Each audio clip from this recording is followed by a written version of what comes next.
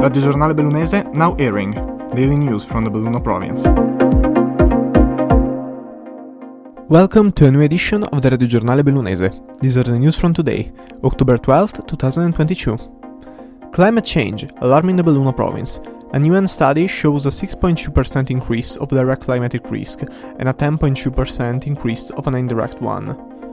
This provision concerns the period between 2036 and 2065.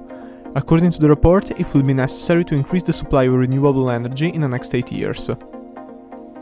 Tragedy in Belluno. 51-year-old found dead. The man, a finance police marshal, ended his life in a truck using his service gun. Sometime before, he had written a message on Facebook announcing his intentions. He leaves 2 children, a 7 and a 13-year-old.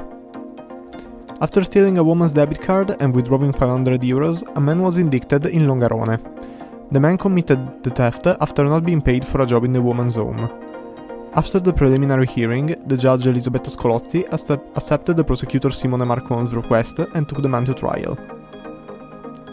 4 prohibitions to assess public exercises. This measure was taken against 4 people between 32 and 48 years of age who had started a bar brawl. This provision will last 6 months. Belluno announced the winners of the Premio San Martino, the prize given by the city management to people who contributed to the community and the territory.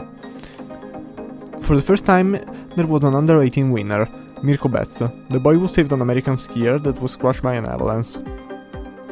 Among the adults was Mauro De Bettio, a freelance photographer who created a foundation in Nairobi to help the city's orphans.